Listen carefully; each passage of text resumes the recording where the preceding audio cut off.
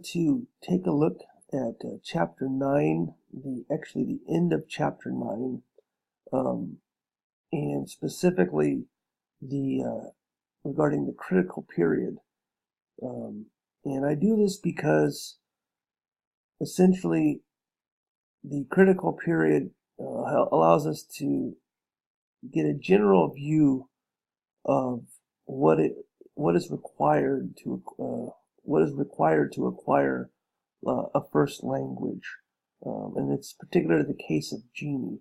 And after we take a look at that, we'll go into chapter 10 and talk about second language acquisition, which is going to be useful for you in your regarding your project that you'll be turning in your fieldwork studies.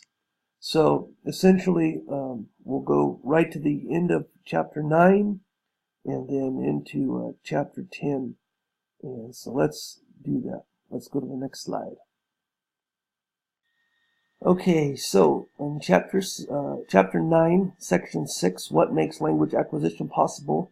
We read about the critical period. 6.5, is there a critical period? And essentially, the critical period is referring to a period of in which a person acquires a first language.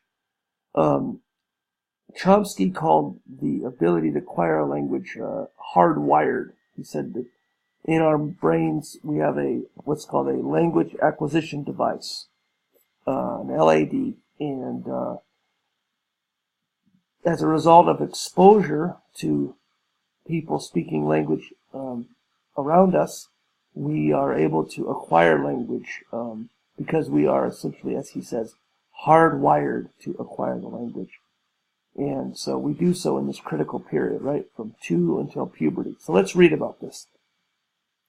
One of the most, this is page 383, one of the most intriguing issues in the study of language acquisition has to do with the possibility that normal linguistic development is possible only if children are exposed to language during a particular time frame or critical period. Evidence for the existence of such a period comes from the study of individuals who do not experience language during the early part of their lives. So basically, as I said, people do not get exposed. And one of our famous cases is this person named Jeannie, who was not exposed to language and therefore had trouble acquiring a first language. There are other examples. You can look up wolf children or feral children, children who allegedly grew up in the woods. Basically, just Google feral children or wolf children and you'll find a list of different examples. And it's fascinating to think that a person cannot acquire a language if they're not around language speakers. Especially considering that Chomsky and others suggest that language is internal first, right? We speak almost to ourselves before we make an utterance. So before the babbling, or maybe during the babbling, right? It's hard to remember at that stage.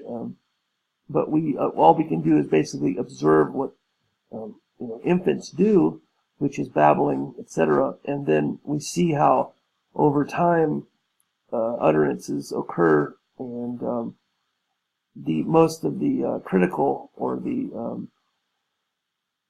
the comprehensible utterances start occurring during this critical period from through puberty, right? So, as we read here, next paragraph, one such individual is the much discussed Jeannie, who was kept in a small room with virtually no opportunity to hear human speech from around age 2 to age 13. Okay, that's the critical period. And she was in a small room, not exposed. It's actually, in her special case, the CPS had to come and remove her because it was an abusive a very unfortunate situation. And I guess from what I read, the parents thought that they were protecting her. They had become paranoid for some reason or another, and they wanted to so-called protect her. So this occurred, and it's very, very unfortunate, very difficult subject here. But in terms of an example of someone who did not get exposed during the critical period for the purpose of understanding language acquisition, I suppose it's helpful. She actually lives in California, and I believe she's 40s or 50s now. But you can look up Jeannie also. If you use Google, you can read about her.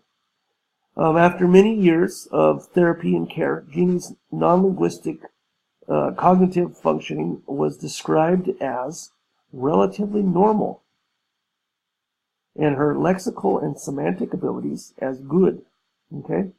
So she had words and the ability to make meaning, but in terms of, as it says here, in terms of syntax and morphology, however, many problems remained, right? So word order and being able to conjugate and change forms, right? Use different words in different ways, right? Was very difficult for her. And so we have a table here of her utterances. And we see that they're quite simple. Applesauce by store was meant, the meaning of that is buy applesauce at the store. Man, motorcycle have, the man has a motorcycle. Want go ride Miss F car. I want to go for a ride in Miss F's car. So it's comprehensible. These are comprehensible utterances. You can kind of get the gist of what she's asking, but she was not able to speak in a way that a native speaker would, is the point. So it says, as these examples show, I'm continuing the next paragraph underneath the table, Jeannie makes word order errors, right? The first two examples. And her speech does not contain non-lexical categories or affixes, right? The 1997 Emmy Award-winning documentary about Jeannie, right, The Secret of the Wild Child, is available for viewing online, right? So, essentially, the critical period, it's theoretical, but seems to be evidence to support this idea that we need to acquire language from the age of 2 until puberty, and we acquire language through exposure. So this is a first language, right? And next we'll be discussing second language acquisition, okay? So let's go to the next slide. All right, so here in chapter 10, we're going to be looking at second language acquisition. And essentially, we will look at the objectives here on the first page. In the first bullet point in this chapter, you will learn how the learner's first language and the language being learned interact to influence changes in the learner's grammar as he or she progresses, right? And that's the main point, right? How does your first language influence your learning of an additional language? Next bullet point. What characterizes the phonology, syntax, and morphology of a second language learner's grammar? How non-linguistic factors may influence second language acquisition, and how second language classrooms help the learner by modifying language and focusing on form. What alternatives exist for English language learners in U.S. schools? All right, that's what we'll be talking about, and let's get to the next slide. Okay, so let's take a look here. Section 1, study of second language acquisition. And reading on page 390, in the case of first language acquisition, we may ascribe the difference between child and adult grammars to either cognitive or biological immaturity in the child. And in the case of second language learning by adults, however, we cannot say that the learners are either cognitively or biologically immature. Rather, they are subject to an influence that is absent from the child's situation, the first language itself. So children and adults learn languages differently. And there's a term for child learning, right? How to teach children. It's called pedagogy. But the adult term that's often not used, and pedagogy is used in its place, even though there's a specific term to refer to adult learning, is adragogy. So pedagogy versus adragogy, right? We learn differently if we are children than if we are adults. And in terms of language learning, it's basically your first language influences your second language or additional language, whatever it may be. So it kind of goes back to what's called the Sapir-Whorf hypothesis, where the idea that the language, your first language, will determine your world, and so it's what they call it deterministic and relativistic. But it's the idea that the concepts that you grow up understanding through the language that you speak determine the world that you see. So there are limitations when you're learning another language, because conceptually you might not have the same ideas. Colors are a good example. In Japanese, you would say, for a green light, you would say aoi shingo. Aoi is blue, shingo is light, right? So when you're driving, you go when you see a blue light, not a green light. Even though in English we clearly say, hey, that's a green light. No, they would say, no, it's a blue light, because in their color scheme, it is a blue color. But there's also legend that when driving was introduced into Japan long ago, that the kanji that they had, the character was blue. It was aoi instead of midori, which is green. So who knows? But the point is they still call it a blue light, because green is a shade of blue, perhaps, right? Depending on where you're from. So color schemes, there's a lot written about this, actually. So if you're interested, you can look at different colors across languages and how we just perceive color differently. So that's kind of a conceptual difference, but there are also grammar differences, and so we'll be getting into that. So let's continue on. So yeah, the point of this first section here is, as we see at the bottom of 390, that your first language influences your second language, right? Or additional languages that you will learn, okay? So 1.1, top of 391, the role of first language. One of the most easily recognizable traits of second language learners' speech is that it bears a certain resemblance to the first language. Thus, someone whose first language is French is likely to sound different from someone whose first language is German when they both speak English. And we can definitely see this. You see comedians capitalizing on differences and, doing different characters of people who speak different first languages as English speakers. So they'll use a French accent while speaking English, a German accent while speaking English, right? So it's very common, especially since we live in a multilingual community or nation, right? We have speakers of many languages in our homes, in our communities. We see an example of this in the typical pronunciation of the English word have by speakers of French and German, as illustrated in Table 10.1. The form in Table 10.1 produced by French speakers reflects the fact that French lacks the phoneme, this H here, right? While the pronunciation associated with German speakers can be traced to the fact that German includes a rule of syllable final obstruent devoicing, which changes the V to an F, essentially, right? So, accents. This is basically what we're talking about here. your first language accent will affect your additional language accent, right? Moving down, 1.2. The first language is not the only influence on the, and this is 391, right? The bottom of 391. The first language is not the only influence on the interlanguage grammar, since some properties of the interlanguage can be traced to aspects of the L2. So in the case of a German speaker who is learning English, for example, the interlanguage grammar will contain some features of both German and English. So consider how a German learner of English might pronounce the word back and bag, because a German rule of syllable final obstruent devoicing, the German learner will produce both back and bag the same as in back, right? So, again, these are what we were calling the phonological constraints, right, in previous chapters, right? So, more basically on accents. And now we'll take a look more at the language structure and how certain patterns are possible or impossible.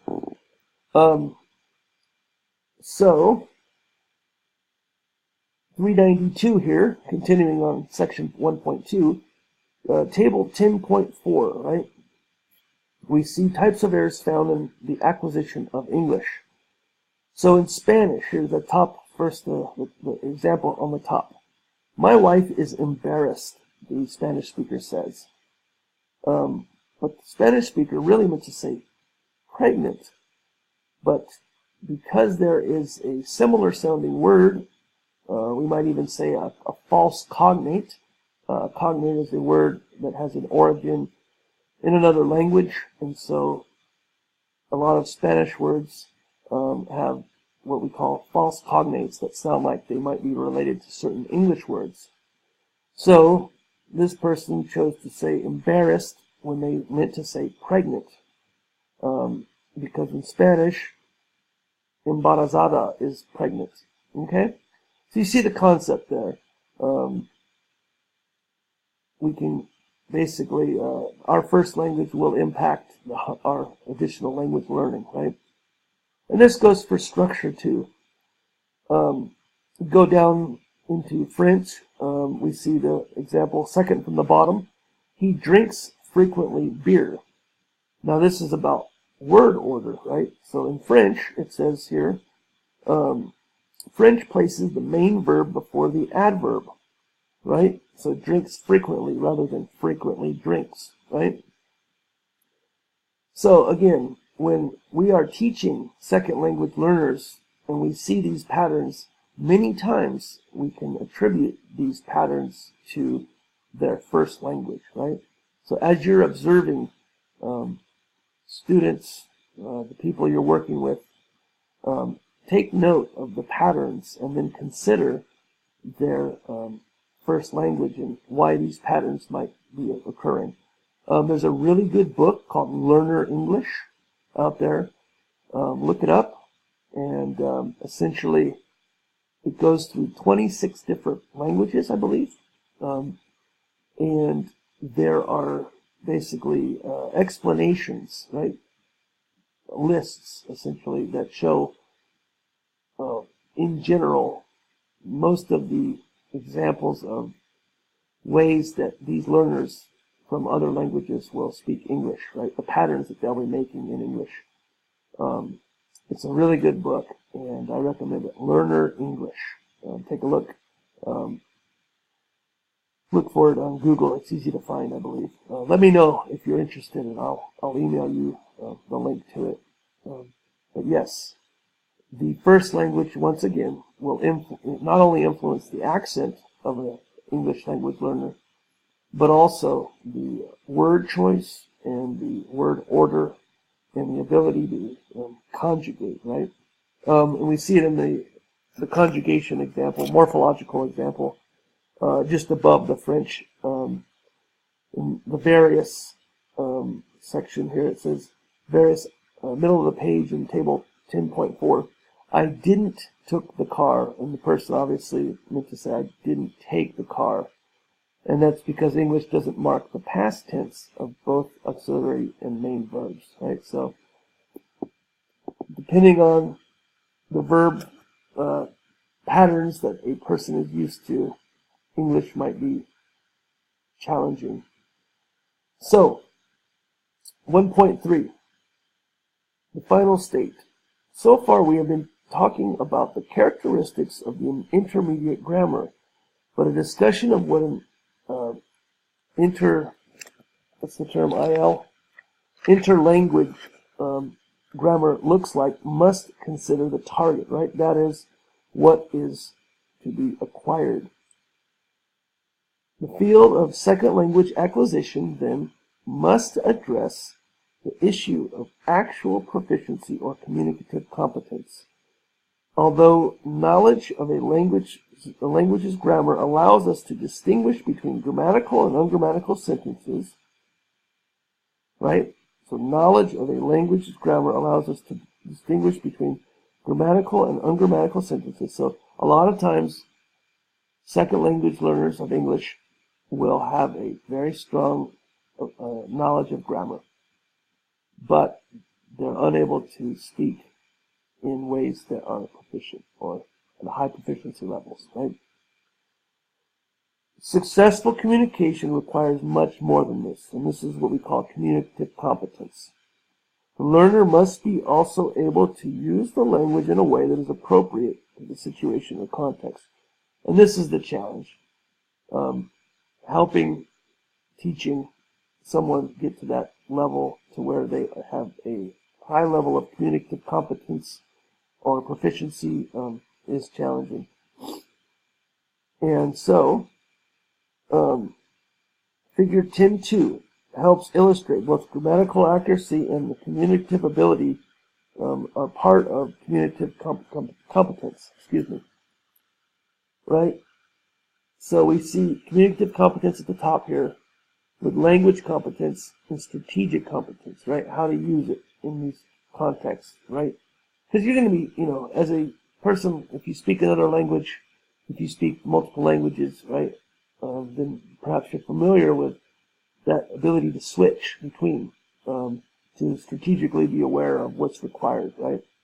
Organizational competence, pragmatic competence, right? What's required in terms of practical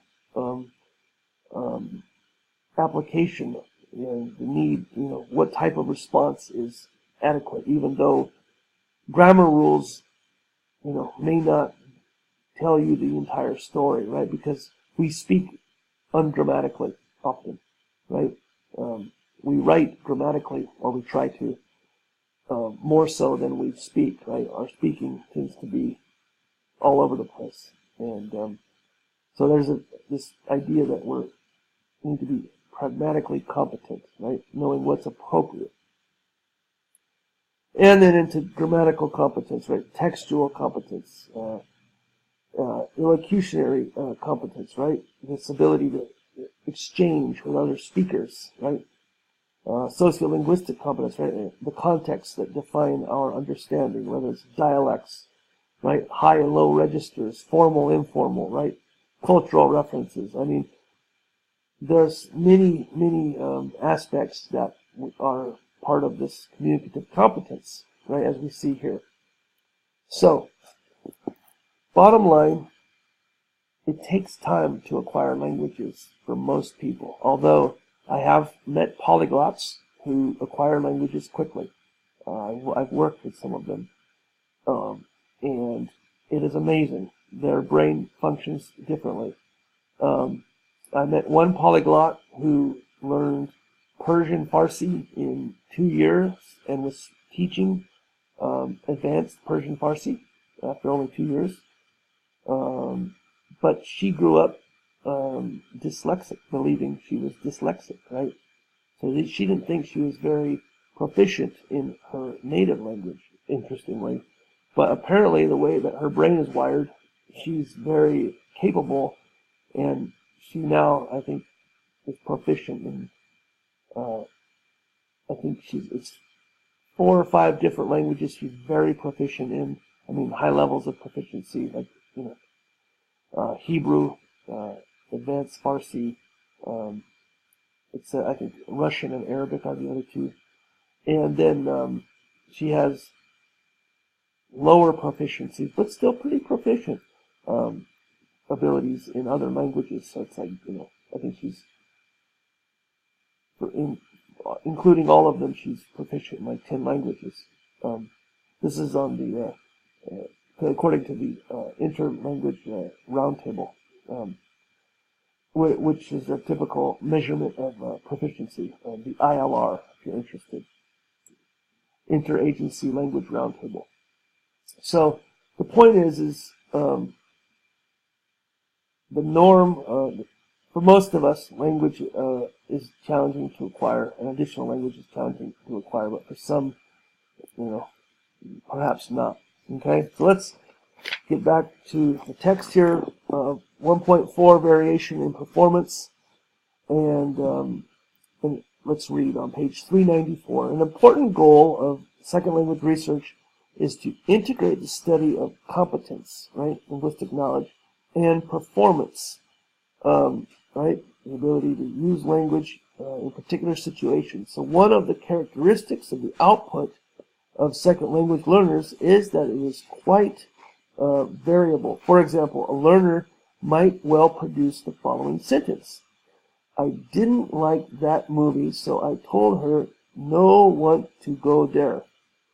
In this hypothetical example, the learner is inconsistent, getting one of the two negatives right and correctly pronouncing one of the two interdental fricatives.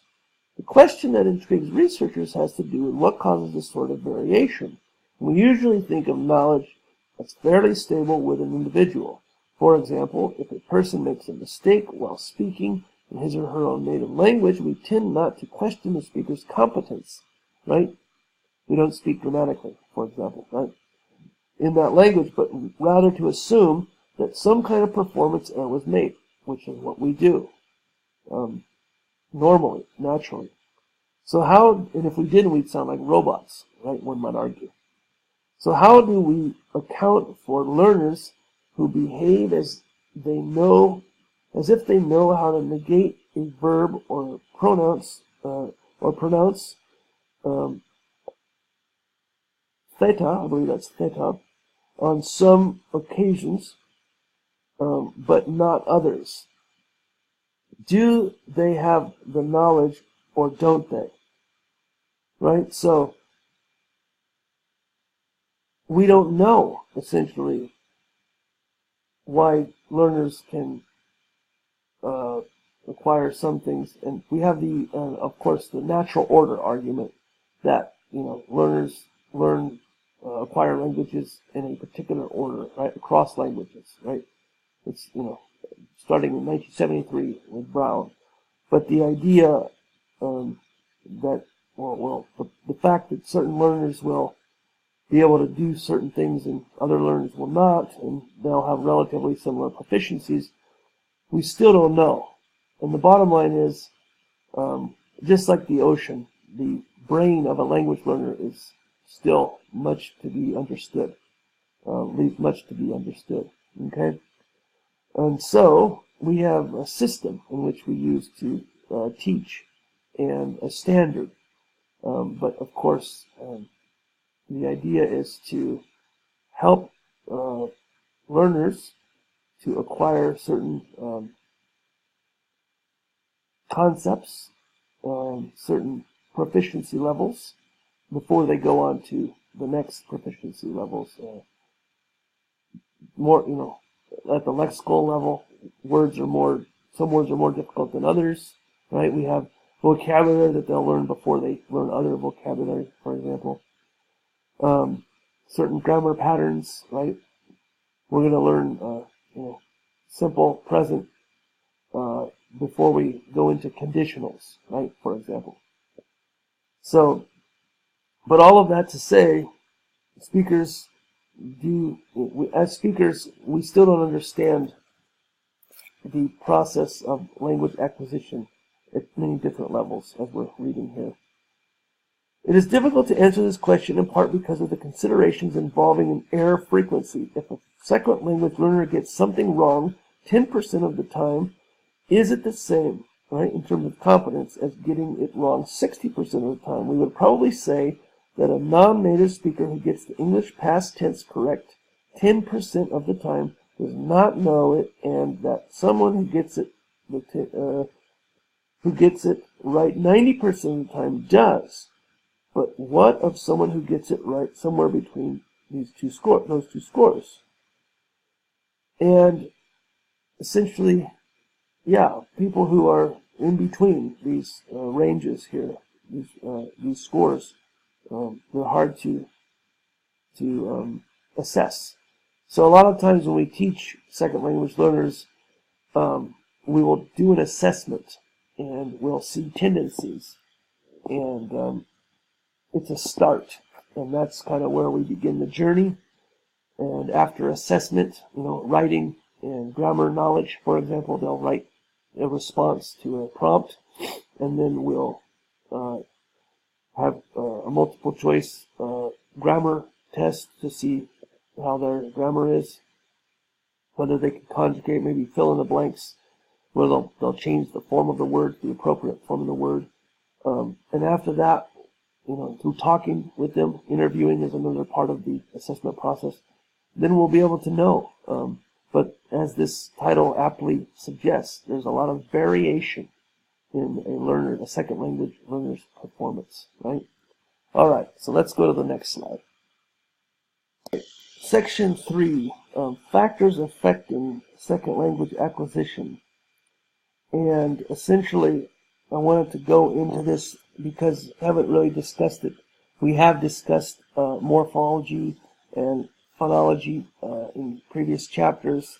So conceptually, we've generally discussed how accents will be different, and certain phonological constraints will be apparent. So in general, I think that's fairly clear, and that because we've reviewed morphological concepts and morphology in general, and phonology and phonological concepts, essentially you have the references to do your assignment.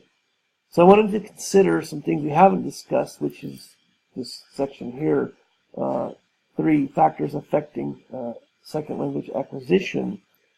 And basically, as it says here at the bottom of page 409, so far we've looked at some of the characteristics of a interlanguage grammar,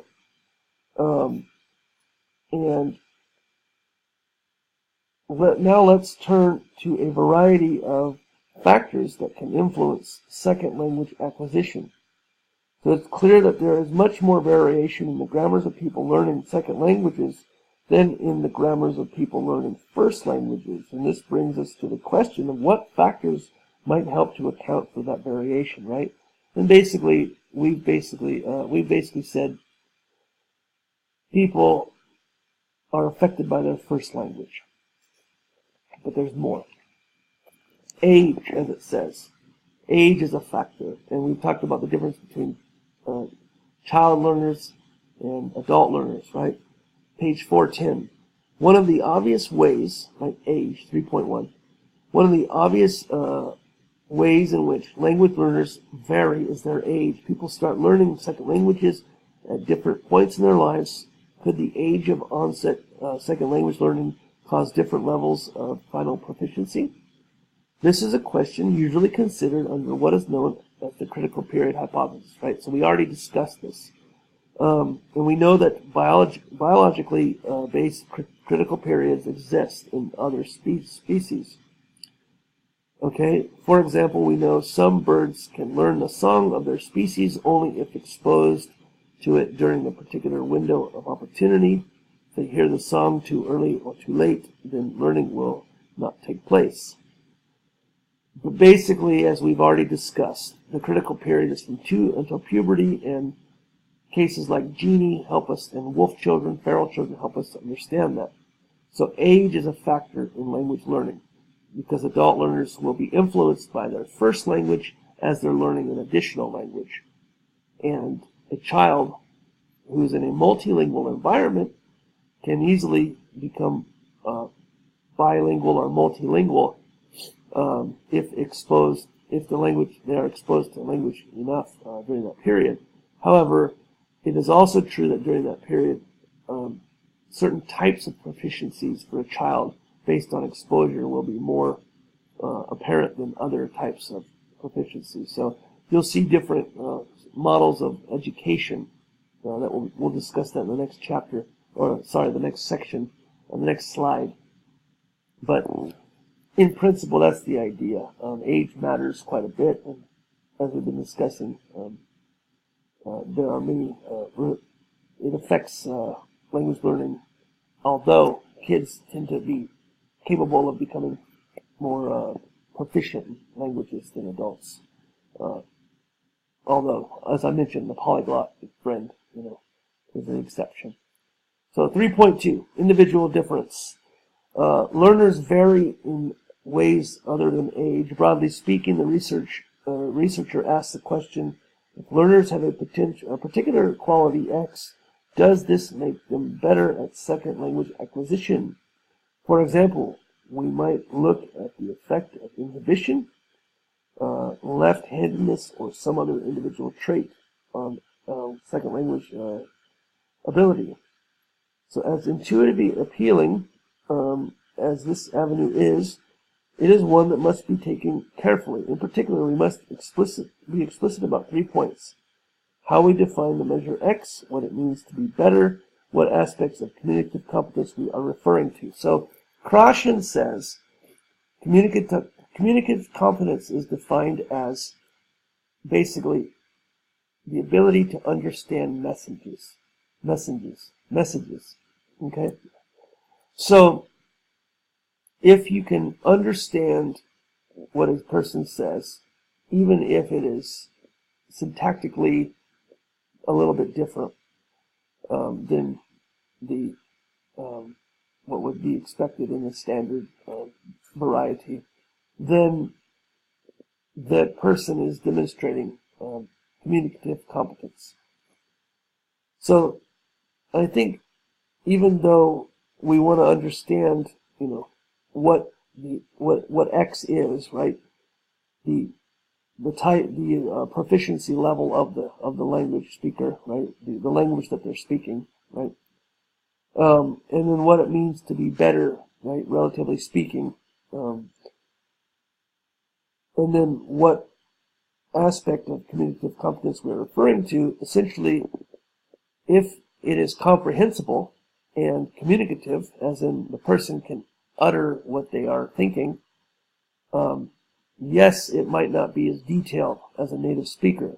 However, the argument is basically that if it is understandable, it is communicative. So Stephen Krashen suggests that in his description, his hypotheses. So anyway, food for thought. Let's go to the next slide and look at how we deal with these differences, these challenges of assessment, of dealing with factors affecting second language acquisition in the classroom, because that's really where the rubber meets the road, we might say. That's where we have to, as I was saying before, we assess and then we try to assist in the language learning process. So, next slide. All right, so here's section 4, and this is 4.1, focus on form. One of the most obvious, page 414, one of the most obvious characteristics of a second language class is the presence of a teacher who may provide explicit instruction about the actual form of the target language, right? So, in general, this is essentially teaching from a particular grammar point. A general, we might call this a deductive approach, where you identify the rule and then you provide examples of what we might say, in terms of language, but the framework is provided. So let us look at what we can learn from the research on what is known as focus on form. The term focus on form encompasses two distinct practices that tend to occur in most second language classrooms: instruction about the language and explicit correction. Right? So essentially, the idea is to present the rule and then to correct errors. Most second language classes present students with some sort of information about the language, noting, for example, that English requires an overt subject for a verb with tense, or that French has nasal vowels. And then instruction of this type is designed to improve the form, right, or accuracy of the student's second language. In all likelihood, other activities that happen in the class will focus on giving the student a chance to improve fluency or particular sociolinguistic skills. So this is actually rooted in behaviorism, with this idea of presenting a rule, and then a student will have the experience of being corrected, and the reward is in doing, speaking the language, or being more proficient in that particular language example. And essentially, there is no cognition going on. It's a call and response kind of formula. A lot of people have also referred to this style of presenting rote learning, right? Words that are presented in lists and with correct forms, and basically error correction is the overall principle in this. And so, as it says here, error correction is also designed to improve the form of a student's second language. And while error correction is needed, many people also argue that we need to allow students to use the language, and that we shouldn't emphasize errors. We should emphasize what they're doing correctly, right? So there's different ideas of proficiency and how to help people become more proficient, simply stated, right? So it says, error correction is also designed to improve the form of the student's second language, regardless of the methodology used. In most cases today, there is some focus on form, right? So some, not all, right? So back in the days, in the 50s, essentially was when the shift happened. Education was all about error correction, and this behaviorism, kind of philosophy that learners were blank slates, and that you just needed to tell them how to do the right, to speak the proper, or write the proper responses, and that if they were able to be corrected, then through the process of correction, they would able to produce the correct answers, which would be a rewarding experience, and they would become proficient. Then came cognitivism, and the idea that actually, no, we were processing things mentally, and we were understanding messages mentally. And so, while it is still true that we use a lot of behaviorism kinds of concepts or approaches in our, very elementary beginning learning stages, and then as the learner progresses in proficiency, we get more into this cognitive critical thinking type of style of or pedagogical approach, if we might use the term there, to help that person think in that target language, and then become more proficient. But that's the process, right? So we just start out with this idea of error correction at the very beginning stages, and then more cognitively oriented approaches as the person can think in that language and produce language, right? Later in the learning process, right? So it says, the interesting research question is whether either of these practices, right, focus on form and some error correction, can be shown to have a positive effect on the learner. Do students who get corrected do better than students who don't? Right, that's the question.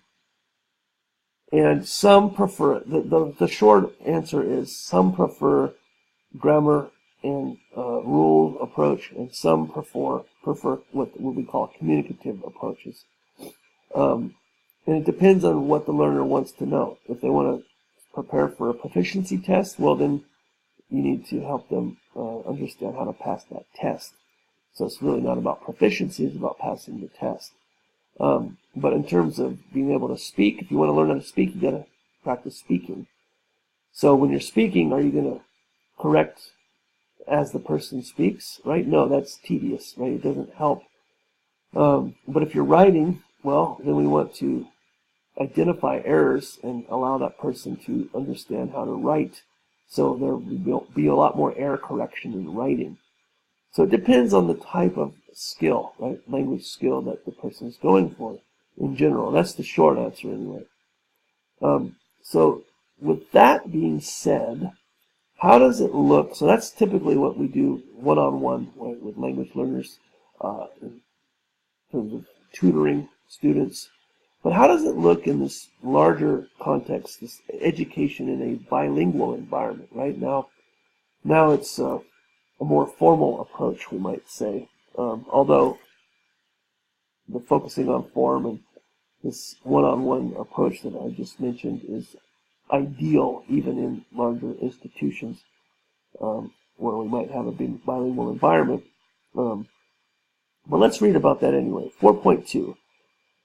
Education in a bilingual environment, page 415. Students designated as English learners, defined as students participating in language assistant programs, right? So we're talking about people who speak a different language at home or come from a country and have immigrated to a particular country and they are learning English.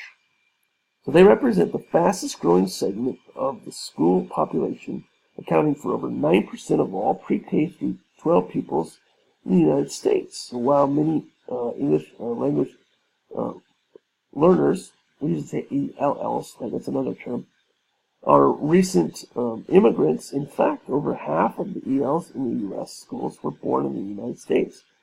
That's right, so we can see a lot of people who speak additional languages at home, right? And this is that population, right? So English language learners are more heavily distributed in the States and California, Texas, and New York, right? So schools basically allow for bilingual programs. Now there are different bilingual programs, right, to support our multilingual, bilingual populations. And we have English immersion. English immersion, right, may be the educational mode of choice, either out of necessity or out of belief. And on one hand, English immersion for all English language learners may be the only viable option if there are very few English language learners in school, right? So they'll just be immersed in English.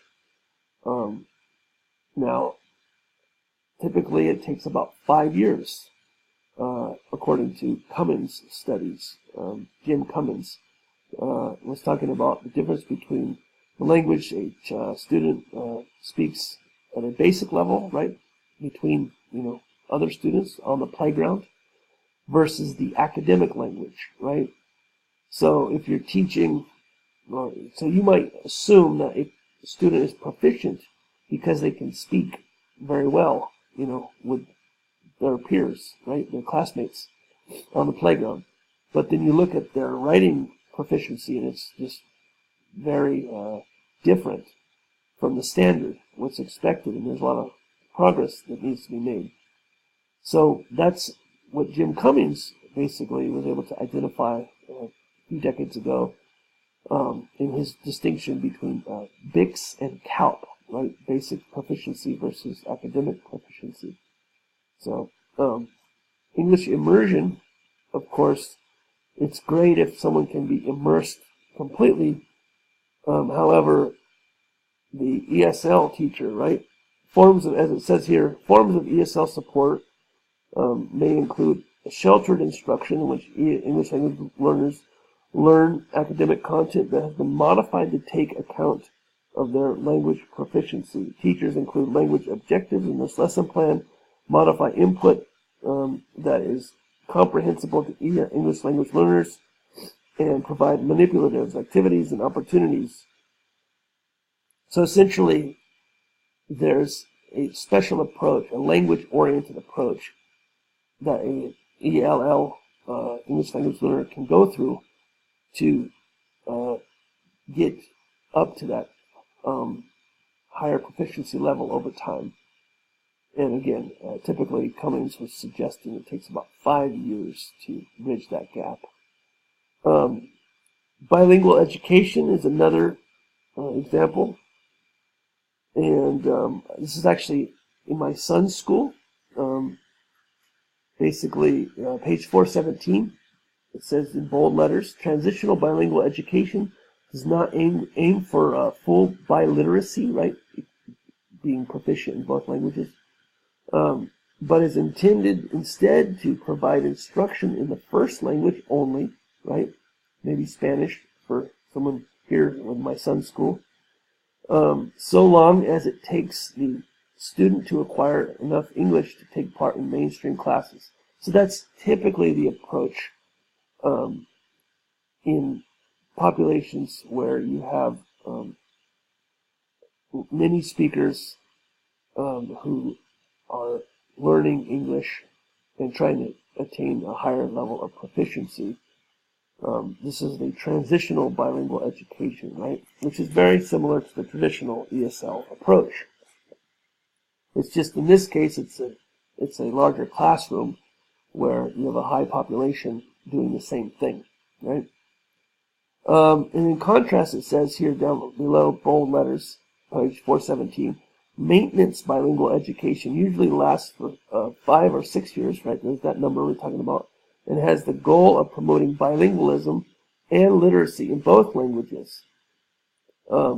So, if we're talking about whether the goals basically determine the types of classes, but maintenance bilingual education is a lot rarer than the previous transitional bilingual education, because it really depends on the population, and the population will often have a big impact on the goals.